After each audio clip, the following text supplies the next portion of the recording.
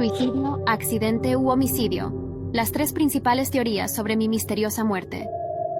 Maté a mi novio, lo cociné y se lo di de comer a sus propios hijos.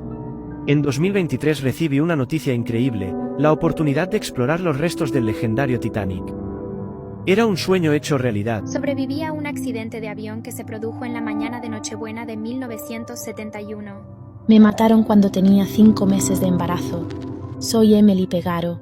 Solo tenía 16 años. Soy mejor conocido como el Hombre Gris, el Hombre Lobo de Wall Street o el Vampiro de Brooklyn. Desaparecí hace casi una década, misteriosamente durante una llamada al 911. Se me conoce como la novia de los 8 días. Soy Christina Kettlewell y esta es mi historia. Enterraría mi ropa, y luego la usaría en el escenario la noche del espectáculo, y usaría pintura facial llamada pintura corporal, para parecer muerto. Nunca lleves en tu auto a una persona desconocida. Nunca salgas de casa después de que ya estés acostado para dormir, porque podría ser la muerte llamándote. Mi mejor amigo me obligó a tener un hijo con él. No quería, pero me vi forzada. Ne yaparsan yap, aşk ile yap, ne dediğin değil, nasıl denir onay. Açılır kapılar ardına kadar, kalpten gülersen kalanı da. Suicidio, accidente u homicidio. Las tres principales teorías sobre mi misteriosa muerte.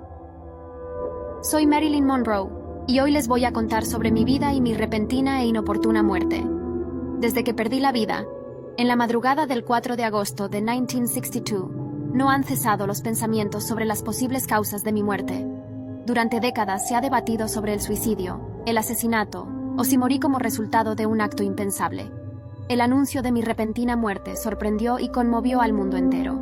¿Cómo es posible que la mujer más deseada y brillante de Hollywood haya fallecido de una manera tan extraña, justo después de cumplir 36 años? ¿Quién había estado conmigo aquella última tarde de agosto? ¿Cuáles habían sido las principales causas que habían determinado el final de mi vida? La primera versión de mi muerte fue la de suicidio, donde en la madrugada del 5 de agosto, mi extraña ama de llaves verificó que la puerta de mi habitación estuviera cerrada con llave. Sin embargo, la luz seguía encendida. Asustada, llamé a Ralph Lenson, mi psiquiatra, quien rápidamente condujo hasta mi casa en Brentwood, California. Rompieron la ventana de mi dormitorio y me encontraron muerta en la cama, con un frasco vacío de somníferos en la mesita auxiliar. Horas después, cuando fueron a realizarme la autopsia, dijeron que no había señales de violencia en mi cuerpo, lo que descartó la teoría de que fui agredida y asesinada. Los análisis de sangre revelaron que mi muerte se debió a una sobredosis de medicamentos recetados para trastornos nerviosos y del sueño. Al examinar mi hígado, confirmaron que la presencia de este medicamento era del 13%, el doble de lo que se encuentra en mi sangre. Esta alta dosis demostró que la ingestión había sido progresiva y que mi cuerpo había absorbido esta sustancia en un periodo de tiempo poco antes de mi muerte. Una fuerza de Los Ángeles clasificó mi muerte como un probable suicidio. 20 años después de mi éxito, durante una segunda investigación, encontraron evidencia que apoya la teoría de un posible homicidio. Al realizar la autopsia, los forenses no habían encontrado rastros de medicamento en mi estómago, ni habían encontrado las supuestas manchas amarillas que debían estar ahí, por el color de las cápsulas del medicamento. Teniendo en cuenta que se disuelve fácilmente en agua, sería poco probable que no hubiera manchas en mi cuerpo. La policía refutó esta hipótesis alegando que para llegar a esa alta dosis, habría tenido que ingerir la sustancia de forma progresiva, y no en una sola noche. De esta forma llegaron a la segunda teoría. Muy probablemente había muerto accidentalmente, cuando exceda la dosis recomendada de este medicamento, y no un suicidio premeditado. Años más tarde, Anthony Summer inició una investigación y reveló hechos importantes sobre mi vida. Primero, Summer reveló que había muerto por una sobredosis, mucho antes de la hora oficial anunciada originalmente. Me aseguró que me encontró en mi habitación, en estado crítico, entre las 10 y las 11 de la mañana del 4 de agosto. Inmediatamente, mi ama de llaves llamó a una ambulancia, que me llevó en estado grave, pero aún con vida. Resulta que la ambulancia dio la vuelta y me dejó de vuelta en mi cama, en lugar de llevarme al hospital, así que morí el 4 y no en la madrugada del 5, como decían en la versión oficial. Llamé a mi estilista la noche anterior a mi muerte, y le confesé que estaba en peligro, por involucrarme en traiciones de hombres importantes y amoríos clandestinos. Le dije que esa tarde Robert Kennedy, con quien yo tenía una relación, Había estado en mi casa gritándome y amenazándome. Me había prometido matrimonio y eso me dolía en el alma. Dije que revelaría todos los secretos de Kennedy si no cumplía su promesa. Horas después, morí. Fui silenciado. Maté a mi novio, lo cociné y se lo di de comer a sus propios hijos.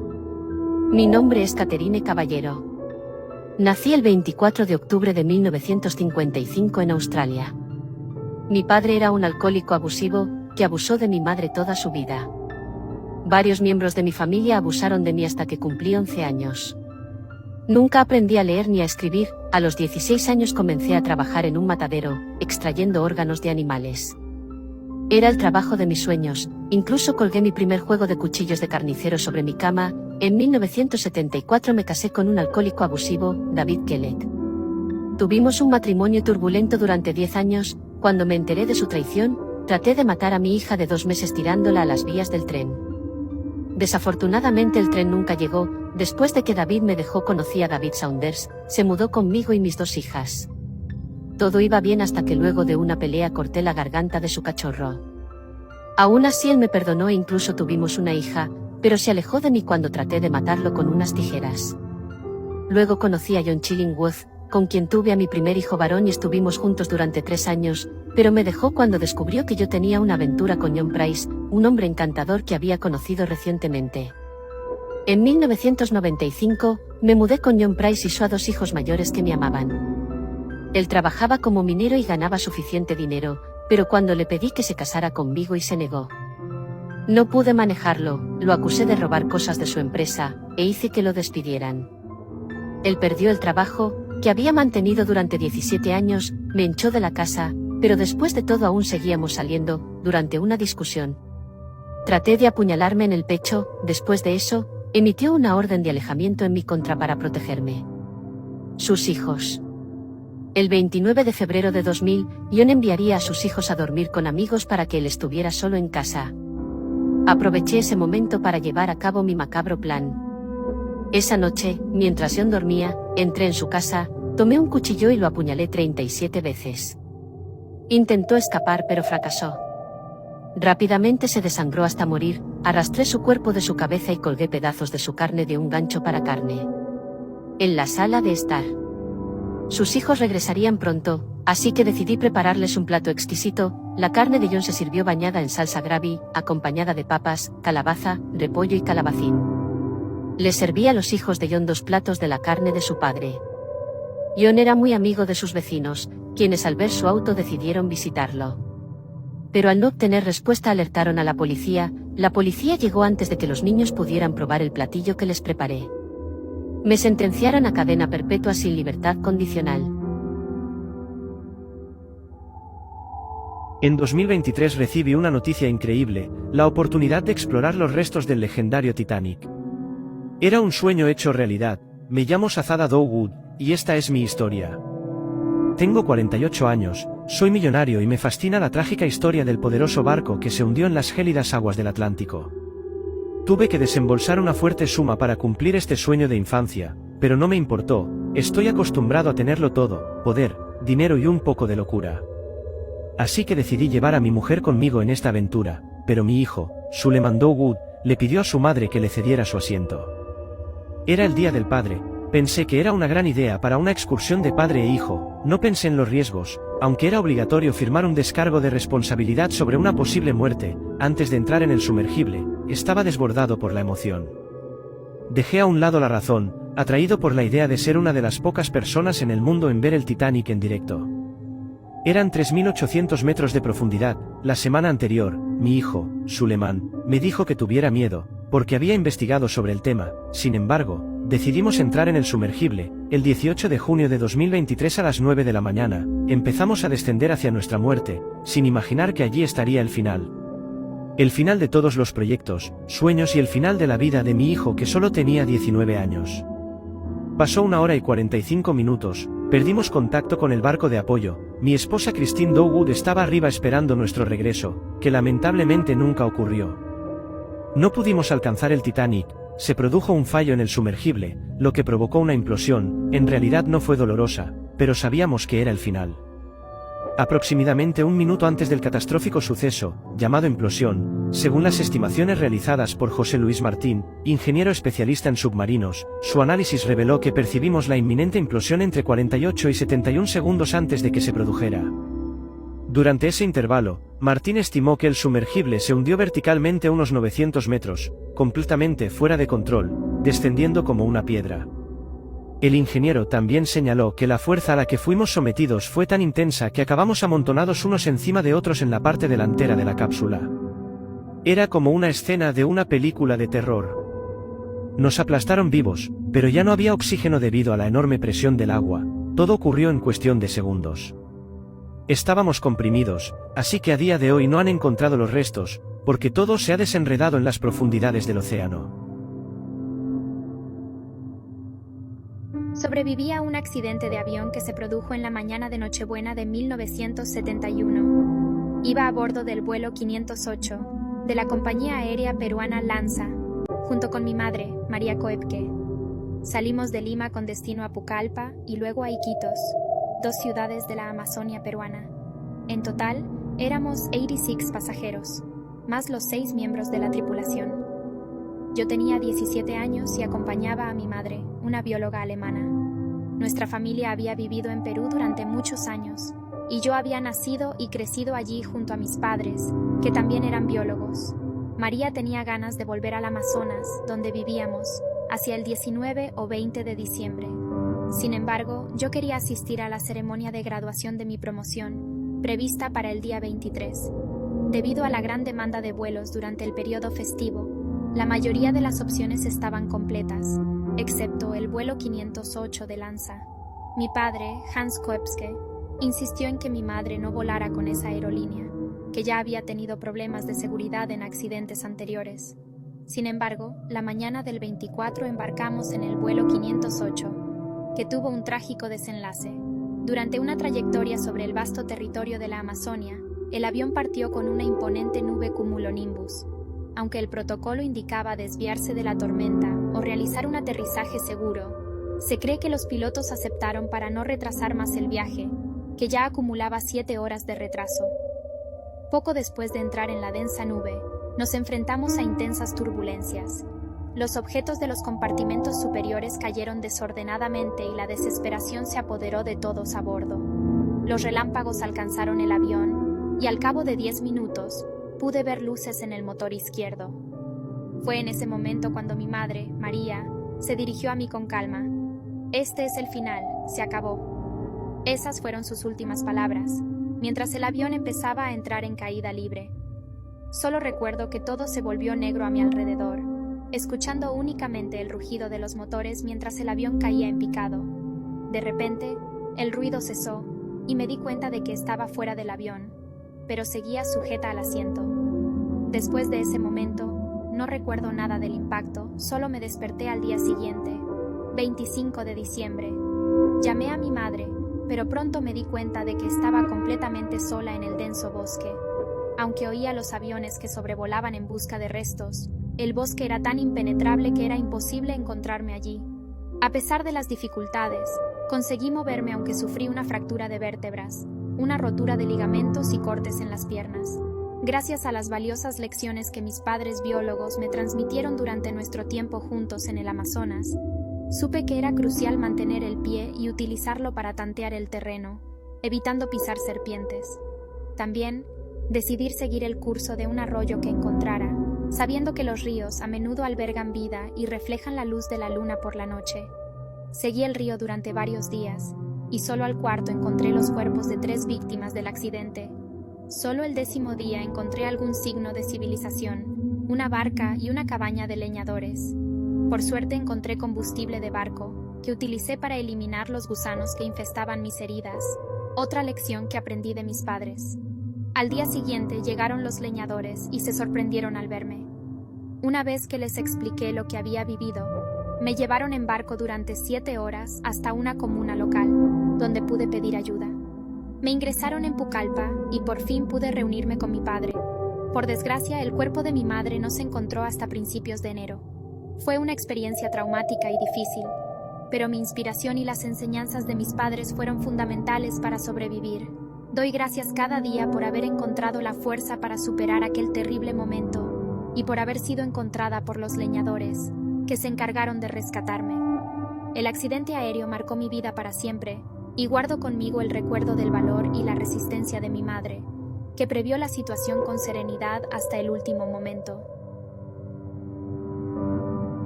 Me mataron cuando tenía 5 meses de embarazo.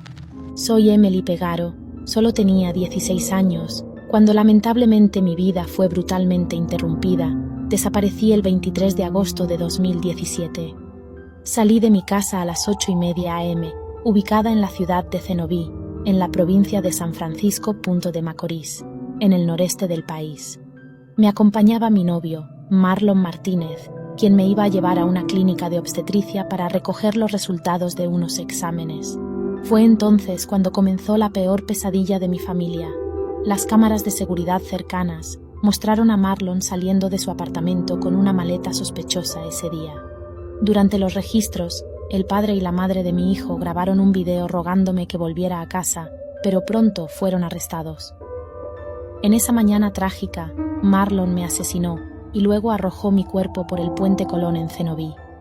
Más tarde, llamó a su madre, quien comenzó a planear la desaparición de mi cuerpo. Mi mamá, Adalgisa Polanco, sospechaba que Marlon y su mamá sabían dónde estaba yo, pero no querían hablar.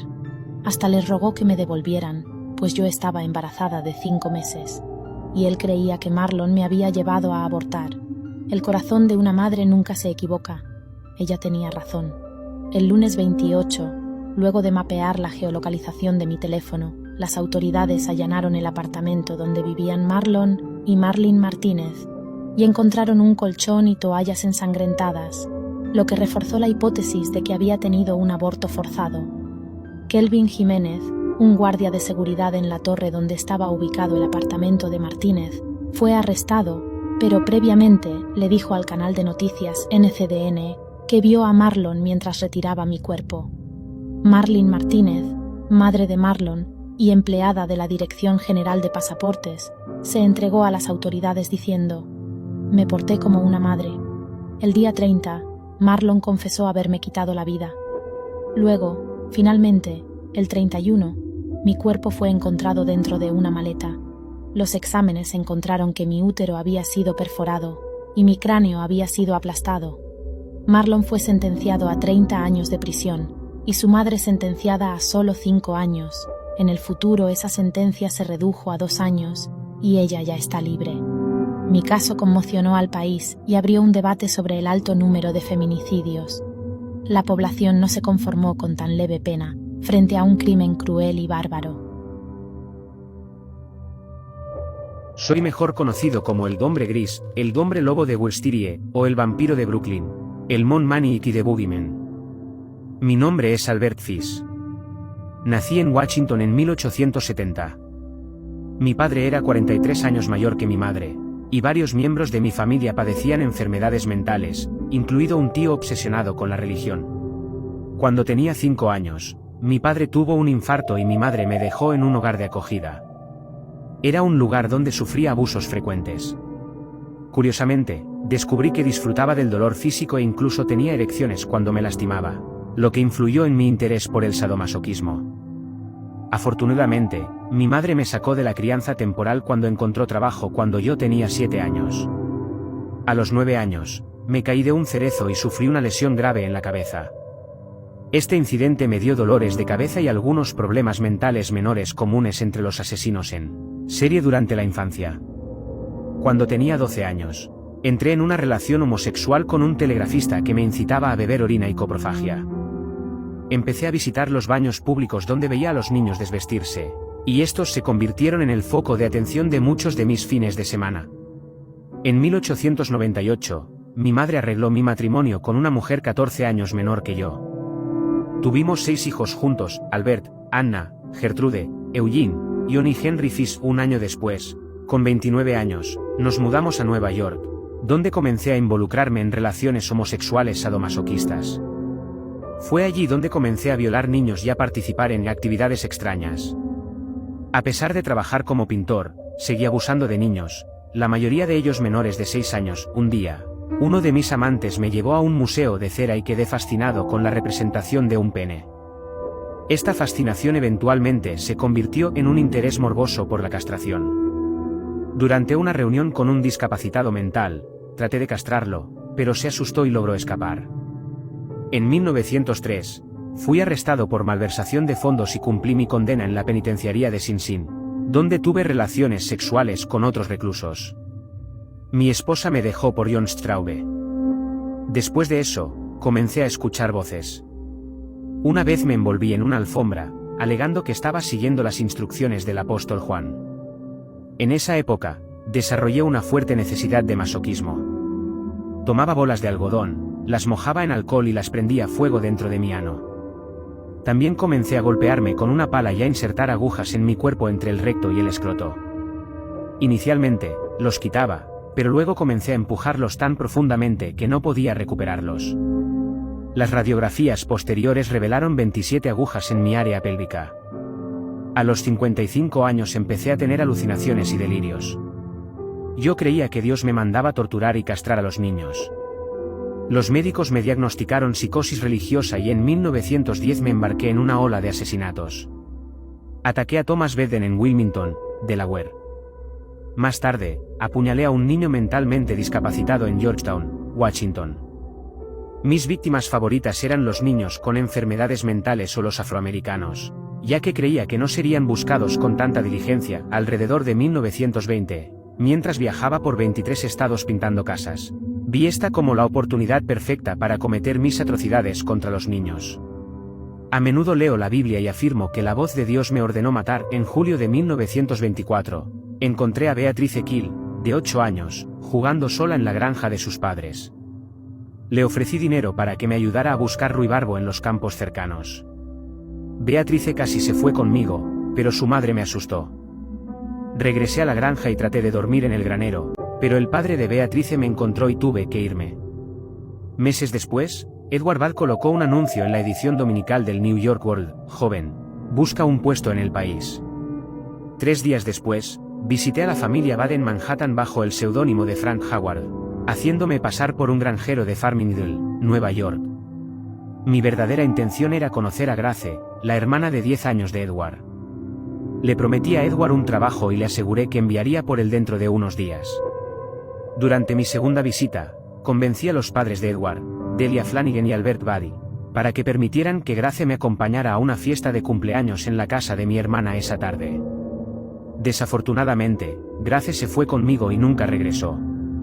El juicio por asesinato de Grace Bad comenzó el 11 de marzo de 1935 en Nueva York. Duró 10 días. Alegué locura, alegando que escuché voces de Dios instruyéndome a matar niños. Se realizaron varias pruebas psiquiátricas, arrojando luz sobre mis fetiches sexuales, incluyendo urofilia, coprofilia, pedofilia y masoquismo. Durante el juicio, un psiquiatra testificó sobre mi locura, pero mi hija adoptiva de 17 años, Mary Nicholas, dio un relato diferente. A pesar de esto, el juez me declaró cuerdo y culpable y me condenó a muerte. Después del veredicto, confesé el asesinato de Francis X. McDonnell, de 8 años, quien fue asesinado en Staten Island. Frente a su casa cuando su madre notó que un anciano pasaba, abriendo y cerrando los puños. Más tarde, se vio al mismo hombre viendo jugar a Francisco y sus amigos. El cuerpo de Francisco fue hallado en una zona boscosa donde un vecino lo había visto pasar junto al anciano. Había sido asaltado y estrangulado con sus propios tirantes. Finalmente fui ejecutado en la prisión de Sing Sing el 16 de enero de 1936, en la silla eléctrica. Hasta el día de hoy las madres usan el término el hombre de la bolsa para asustar a sus hijos, pero sin saberlo, el hombre horrible que fui y las atrocidades que cometí. ¿Y tú conocías esta historia? Desaparecí hace casi una década, misteriosamente durante una llamada al 911. 911 emergency. Yes, I'm in the middle of the field. The site with just 13 guys over it. Got him going towards Avalon on both sides. My truck ran out of gas. There's one car here. Got chased it to the woods. Okay, now run that down. When I talking to him, I tell you that is him. Ah, you ran into him. Okay. Got the first guy. You didn't hit me on it? No, I need to call. Didn't even eat clothes.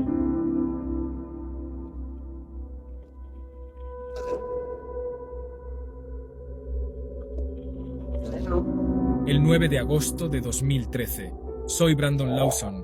Tengo 26 años y esta es mi historia. En ese fatídico día, discutí con mi esposa, la Dessa Lofton, porque ambos estábamos estresados porque yo trabajaba más de 60 horas a la semana y tenía 3 niños pequeños en casa. Otro factor importante en la discusión fue que no había vuelto a casa la noche anterior y la Dessa creía que esto era una señal de que estaba usando drogas nuevamente. Sí, había estado involucrado con las drogas en el pasado, pero había estado limpio durante 6 meses. Mi esposa y yo teníamos una política sobre cómo manejar los desacuerdos. Cuando las cosas se ponían demasiado calientes, nos íbamos a habitaciones separadas, o uno salía de la casa, y nos dábamos la oportunidad de calmarnos antes de volver a abordar el tema.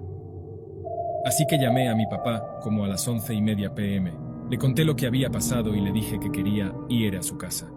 Brad Lawson, que vivía a unas 3 horas de distancia en Crowley, Texas, trató de disuadirme de hacer el largo viaje, pero insistí. Durante el viaje terminé quedándome sin gasolina. Llamé a mi hermano Kyle, que vivía a solo 1 milla de mi casa, y le pedí que trajera gasolina. Mientras hablaba con Kyle, le dije que me perseguían 3 hombres. Los describí como mexicanos de barrio. Kyle, dudando de la veracidad de su historia, me preguntó si estaba drogado y tal vez alucinando, pero lo negué. A las 00:50 realicé la primera llamada al 911. Le pedí ayuda al encargado. Le dije que estaba en medio de un campo, siendo perseguido por unos hombres. En la llamada pude escuchar un ruido, que se cree que es un disparo. Mi respiración se estaba debilitando mientras pedía ayuda. Desafortunadamente, fue muy tarde. Mi familia me fue a buscar, junto con un policía, pero solo encontraron mi auto abandonado en medio de la nada. Hasta el día de hoy, mi desaparición es un misterio. No se ha descubierto ni una pizca de evidencia que explique lo que me pasó.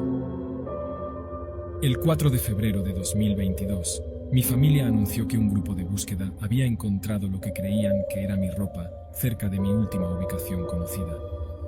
Poco después, descubrieron restos humanos. A marzo de 2023, los resultados de ADN aún están pendientes, pero mis seres queridos creen firmemente que los restos me pertenecen y que están un paso más cerca de saber qué me pasó aquella noche de agosto de hace tantos años. Se me conoce como la novia de los 8 días. Soy Christina Kettlewell y esta es mi historia. Durante 76 años mi aventura ha permanecido como uno de los mayores misterios. Nací el 7 de agosto de 1925.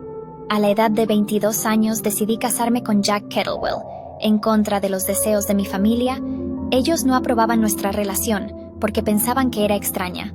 Así que el 12 de mayo de 1947, nos casamos y nos escapamos para nuestra luna de miel. Fuimos a una cabaña remota en Severn Falls, Ontario, Canadá, que era propiedad de Ronald Barry, un amigo de mi marido, que nunca se separó de su lado. Los dos eran inseparables, incluso me molestaba un poco. Incluso para nuestra luna de miel, un momento que era solo de la pareja, Ronald nos acompañó. Ronald Barry era un bailarín de salón profesional que había emigrado de Italia y tenía 28 años. Como pasaba mucho tiempo cerca de nosotros, mi familia empezó a sospechar que podía tener sentimientos amorosos hacia mí. Durante la luna de miel empecé a ponerme más sentimental de lo normal. Lloraba de la nada y no paraba de preguntarle a Ronald si Jack me quería de verdad, hasta que el 20º día desaparecí misteriosamente. En ese momento, Ronald no estaba en la cabaña. Había salido para ir a la ciudad y cuando volvió Jack estaba dentro de la cabaña completamente en llamas, con un moratón en la cabeza, sangrando. Ronald le ayudó a salir de la cabaña y 1 hora después estaba totalmente destruida. La policía llegó al lugar, pero no pudieron encontrarme y allí comenzó la búsqueda de mí. Unas horas más tarde encontraron mi cuerpo flotando en el río sin signos de lucha y determinaron que la causa era ahogamiento. Durante la investigación, se descubrió que yo no era feliz en mi matrimonio, debido a la relación de Jack con Ronald. Mi marido consiguió guardar unas cartas que supuestamente escribí, y en ellas decía lo infeliz que era, y pensaba en no vivir más. A pesar de todo esto, había diferentes teorías sobre mi muerte. La primera era que yo habría prendido fuego a la cabaña, y luego me habría tirado al río. Mi marido afirmó que me había visto dentro de la cabaña unos minutos antes de que ocurriera la tragedia, cuando sintió un fuerte olor a aceite, pero no pudo explicárselo de la herida en la cabeza y poco después desaparecí. La segunda teoría que plantearon entonces fue que Jack y Ronald mantenían una relación amorosa y lo habían planeado. Meses antes, mi marido y yo habíamos suscrito un seguro de vida, en el que se establecía que en caso de muerte accidental se duplicaría el importe. Y Ronald suscribió un seguro sobre la casa de campo justo antes de que viajáramos, así que esto levantó muchas sospechas. El juicio se celebró, pero mi marido y Ronald participaron solo como testigos, ya que no había pruebas concretas contra ellos. Mi historia se hizo muy conocida. La gente incluso les pidió autógrafos el día del juicio. ¿Puede creerse esa tontería? Era surrealista. Ronald entró en polémica varias veces durante su testimonio.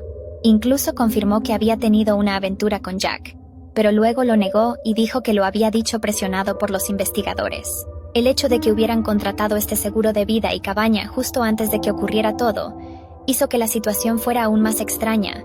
Para que te hagas una idea, hoy el valor rondaría los $260,000. Era un valor muy alto, más aún para la época. Mi anillo de compromiso también desapareció. Costaba alrededor de $13,000. Se encontraron drogas en mi organismo, pero no se sabe si las tomé por mi cuenta o si me obligaron a tomarlas. Pero al final, como no había pruebas, mi historia se olvidó y Jack volvió a casarse 3 años después y tuvo un hijo. Mi historia sigue siendo un misterio. Muchas preguntas sin respuesta. Más de 70 años después sin resolver. Enterraría mi ropa, y luego la usaría en el escenario la noche del espectáculo, y usaría pintura facial llamada pintura corporal, para parecer muerto. Soy Per Pelle, INB Olin, también conocido como Muerto, y esta es mi historia. Nací el 16 de enero de 1969 en Suecia. Mis padres se divorciaron cuando yo era joven, y fui criado por mi madre. Siempre fui un niño torpe y solitario, y me sentía más cómodo con los animales que con las personas. Cuando tenía 10 años, tuve un grave accidente de patinaje sobre hielo. Me golpeé la cabeza y me lesioné el cerebro. Después de eso, nunca volví a ser el mismo. Empecé a tener episodios de depresión y ansiedad, y comencé a tener pensamientos suicidas. También comencé a interesarme por temas oscuros y macabros. Me enamoré del black metal, y comencé a escribir letras sobre la muerte, la destrucción y el caos. Me enamoré de la idea de ser un antihéroe, y comencé a usar mi apariencia para expresar mi angustia y dolor. En 1984, me uní a la banda Mayhem. Estábamos entre los pioneros del black metal noruego, y nos hicimos conocidos por nuestra música extrema y violenta, así como por nuestras actuaciones ardientes. Durante las actuaciones, solía cortarme con cuchillos y fragmentos de vidrio roto. Tuve una visión de mí mismo como algo de otro mundo, y afirmé ser una criatura de otro reino. Además, muchas veces nuestra banda tenía cabezas de cerdos y ovejas empaladas en púas frente al escenario. Pero, el 8 de abril de 1991, me suicidé mientras estaba solo en la casa de la banda.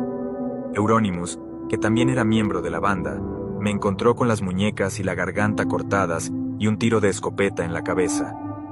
En una nota de suicidio, me disculpé por la sangre y por disparar dentro de la casa. En lugar de llamar a la policía, Euronymous fue a una tienda cercana y compró una cámara para fotografiar el cadáver después de reorganizar algunas cosas. Una de estas fotos se usó más tarde en la portada del álbum Dawn of the Black Hearts. Mi nota de suicidio contenía mensajes crípticos que expresaban mi visión de mí mismo como un no humano y mi creencia de que pronto despertaría de un sueño. Después de mi muerte, la atmósfera de la banda se volvió aún más extrema, abrazando el satanismo y causando controversia con la quema de iglesias. La escena del black metal en Noruega estaba llena de caos, y Euronymous se vio envuelto en una pelea con Varg Vikernes, también conocido como Burzum, quien terminó siendo responsable de algunos de los incendios de iglesias. Finalmente, el 10 de agosto de 1993, Varg asesinó brutalmente a Euronymous, apuñalándolo varias veces en un enfrentamiento en un apartamento. Fue encarcelado durante 16 años. Gracias por escuchar mi historia. Mi mejor amigo me obligó a tener un hijo con él. No quería, pero me vi forzada. Mi nombre es Ana Priscila. permítanme contarles mi trágica historia de vida, de cómo una mujer que nunca deseó tener hijos se vio obligada a convertirse en madre de un hijo concebido con su mejor amigo. Desde que conocí a Fabio en la universidad, nuestra amistad floreció intensamente, pero nunca hubo ningún interés romántico. Éramos verdaderos amigos. Después de graduarnos, nuestros caminos se separaron cuando Fabio consiguió una oportunidad de trabajo en otra ciudad. A pesar de la distancia, mantuvimos el contacto a través de redes sociales y llamadas. Los años pasaron y la añoranza creció. Cuando Fabio se casó, decidimos distanciarnos para evitar malentendidos con su esposa. No hubo resentimientos, solo las circunstancias nos separaron. Casi 8 años pasaron con poco contacto entre nosotros. Cada uno siguió su camino. Luego, en un día común, recibí un mensaje de Fabio en mis redes sociales, trayendo consigo una sorpresa inesperada. Quería reunirse en persona y preguntó si estaría libre el fin de semana, ya que tomaría un vuelo a Bahía. Sentí una mezcla de curiosidad y preocupación. Tras recogerlo en el aeropuerto, Fabio expresó su urgencia por ir directo a mi casa. Tenía algo importante que decirme. Intrigada, accedí. A solas, reveló la triste noticia: su esposa había fallecido durante el parto, dejando atrás a un hijo gravemente enfermo. Mi primer pensamiento fue que necesitaba ayuda económica para el tratamiento, pero sus palabras tomaron otro rumbo. Su hijo luchaba contra la leucemia y necesitaba un trasplante de médula ósea para sobrevivir. Las probabilidades de encontrar un donante compatible eran escasas. Me sentí desamparada, sin saber cómo ayudar. Los médicos no encontraban un donante compatible en el banco de médula y la esperanza de Fabio se estaba agotando. Fue entonces cuando mencionó que el niño tendría más posibilidades de encontrar una médula compatible si tuviera hermanos. Confusa y conmovida por la situación, pregunté cuál sería mi papel en todo esto. Él, de manera directa, dijo que quería que tuviera un hijo con él. Creía que yo sería la persona perfecta para esta situación. Si no quería al niño, él lo criaría por su cuenta. Al principio, dudé ante esta propuesta, ya que nunca había planeado tener hijos. Permanecí en silencio, sin dar una respuesta inmediata. Además, había un obstáculo: estaba comprometida. Le pedí tiempo a Fabio para pensar y hablar con mi prometido sobre el tema. Pasamos 4 días inmersos en profundas conversaciones que abarcaron todas las perspectivas. Al final, llegamos a un acuerdo, una decisión unánime. Mi prometido, pediatra, se conmovió con la situación y apoyó la idea. Pasamos por una serie de exámenes y programamos la inseminación artificial. El proceso fue exitoso y mi embarazo transcurrió de manera saludable. Recibí apoyo incondicional tanto de mi prometido como de mi amigo Fabio. Finalmente, Fabio cumpliría su sueño de salvar a su hijo, ya que el bebé que nació tenía la médula 100% compatible con su hermano que luchaba contra la leucemia. Los años pasaron y ambos niños crecieron saludables. Fabio encontró trabajo en Bahía y ambos, junto con mi ahora esposo, criamos al niño juntos. Sin embargo, la vida tenía otros planes para mí.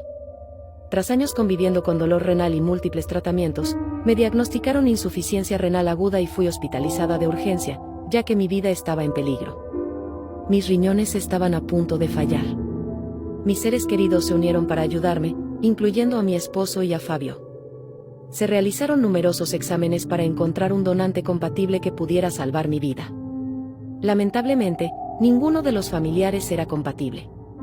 Hasta que llegó el turno de mi hijo. El hijo que tuve con mi amigo Fabio. Los exámenes confirmaron que era 100% compatible y que gozaba de una salud completa, y que podía ser el donante. Mi hijo aceptó de inmediato. La operación fue un éxito. Mientras me recuperaba en el hospital, mi esposo hizo una solicitud especial: quería que tuviéramos un hijo juntos después de superar esta prueba. Acepté de inmediato. Sin embargo, después de varios intentos y exámenes, descubrimos, a través de análisis, que mi esposo era estéril y nuestro sueño de tener un hijo biológico juntos no podría hacerse realidad.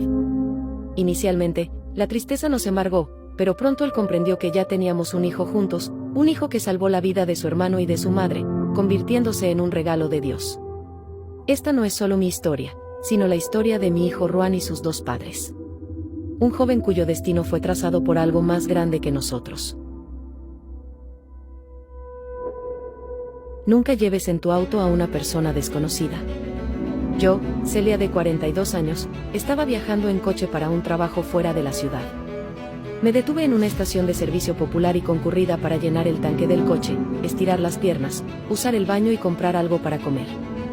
Fui abordada por una mujer con discapacidad intelectual que parecía tener unos 20 años.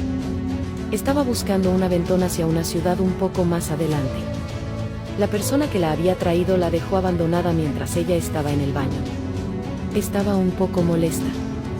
No tenía un celular y no sabía ningún número de teléfono al que yo pudiera llamar por ella.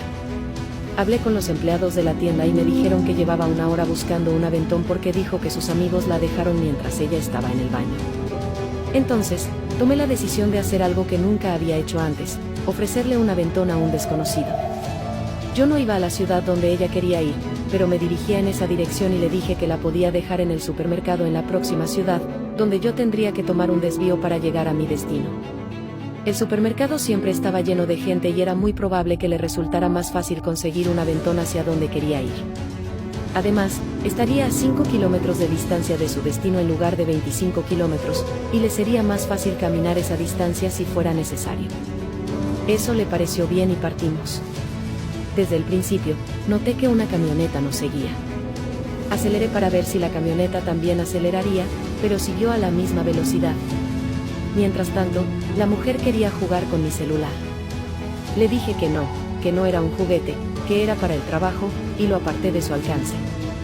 La camioneta aceleró y empezó a acercarse. De repente, la mujer recordó el número de teléfono de su novio, quería que detuviera el coche para llamarlo. Le dije que esperara, ya que estábamos llegando a la zona comercial de la próxima ciudad. Le dije, estamos casi en el supermercado. Podemos llamarlo desde el estacionamiento. Ella se puso nerviosa y gritó, no. Tienes que llevarme a casa. Pensé en detener el coche, pero tenía miedo de que la camioneta también se detuviera, así que tuve que seguir conduciendo mientras ella gritaba frenéticamente. Gente, tendré que dividir esto en 2 videos porque se acabó el tiempo. Bueno, ella estaba gritando mucho y yo le estaba explicando que no podía llevarla a su casa. Le dije, no puedo, no voy para allá. Es en dirección opuesta a donde necesito ir, y tengo compromisos pronto. Vamos a llamar a tu novio tan pronto como lleguemos al estacionamiento.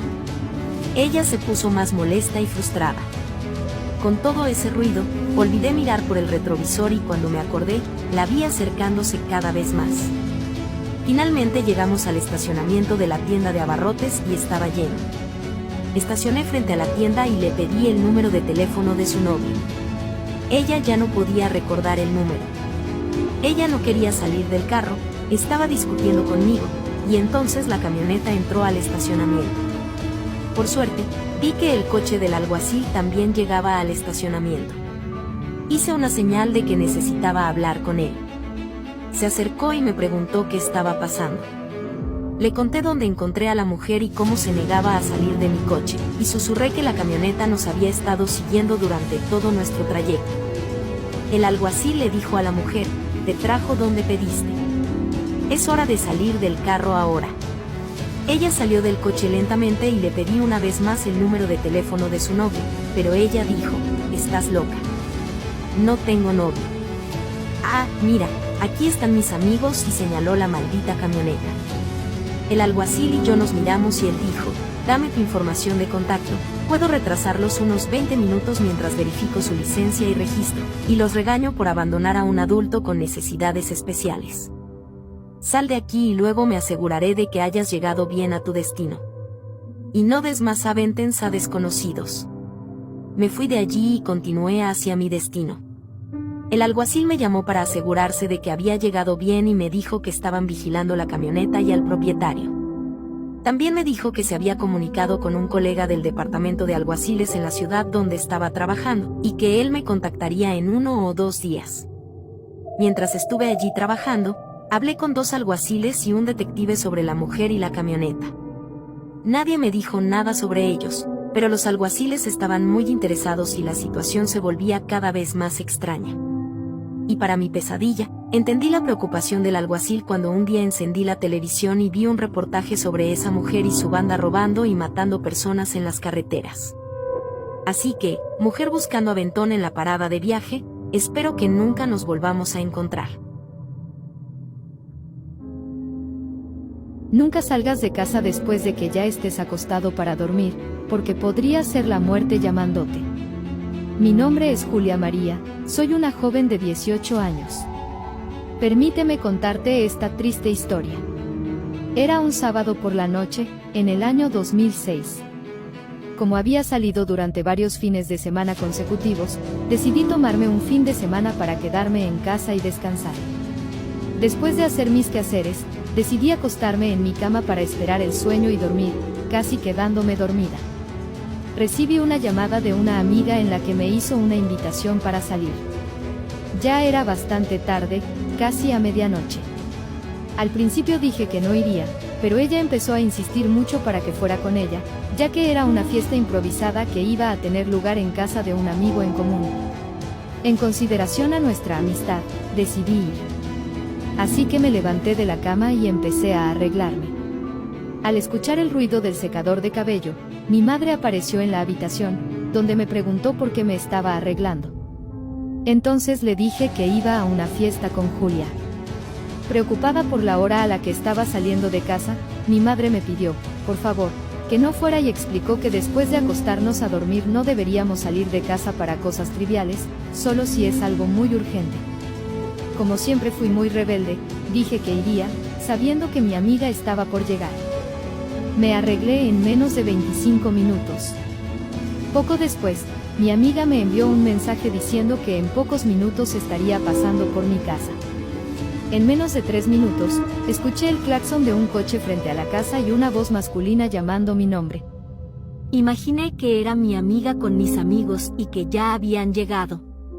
Así que me despedí de mi madre y le dije que ya me iba, pero cuando salí de casa, no era el coche de mis amigos el que estaba allí, sino un coche antiguo, de época. Frente a ese coche había un señor vestido con un traje blanco que parecía tener unos 75 años. Confieso que me asusté, ya que nunca había visto a ese señor. Decidí rápidamente volver dentro de la casa y esperar a mi amiga allí adentro. Justo cuando estaba cerrando la puerta, escuché nuevamente mi nombre y cuando miré, era el señor del traje blanco llamándome. Aún algo asustada, decidí acercarme, ya que quería saber cómo sabía mi nombre y quién era él. Al llegar más cerca de este señor, perdí completamente mi voz. Entonces se giró y dijo las siguientes palabras: mi hija, necesito hablar contigo. Todavía no ha llegado tu hora, por eso quiero que te quedes en casa, regresa a tu cama y escucha el consejo que tu madre te dio de no salir. Y no vayas a esa fiesta. Fue en ese mismo momento cuando escuché la voz de mi madre viniendo desde la dirección de la puerta de mi casa. Cuando miré hacia atrás, ella realmente estaba allí, así que me dirigí hacia ella. Acercándome más, mi madre preguntó si me había vuelto loca y por qué estaba parada allí conversando sola. Le dije que no estaba sola y que hablé con él. Mamá, aquel señor me dijo que no fuera a la fiesta. Aquel que está cerca del coche antiguo. Cuando me volví hacia atrás, no había nada ni nadie, y mi madre me cuestionó nuevamente diciendo que no estaba bien de la cabeza, porque no había nadie. En el momento en que ella abrió la puerta, confusa y asustada por lo que había sucedido. Inmediatamente entré en casa junto con mi madre y luego envié un mensaje a mi amiga diciéndole que ya no iba a salir. Volví a la cama aún pensativa e intenté dormir, pero no pude conciliar el sueño, ya que aquel señor no salía de mi cabeza y me preguntaba cómo mi madre no vio a nadie. Alrededor de las 5 de la mañana, recibí una llamada de la madre de mi amiga preguntando si ella estaba cerca de mí, ya que estaba llamando a su teléfono y nadie respondía. Le dije que no, porque decidí no ir a la fiesta. Después de esa fiesta, Julia no volvió a casa. Simplemente desapareció. Los días pasaron y no había señales de mi amiga. La policía estaba investigando su desaparición y descubrieron que la única chica presente en la fiesta era ella. El resto de los invitados eran solo hombres. Todos los chicos involucrados en la fiesta fueron interrogados y todos coincidieron en decir que Julia regresó a casa sola, hasta que llegó la triste noticia.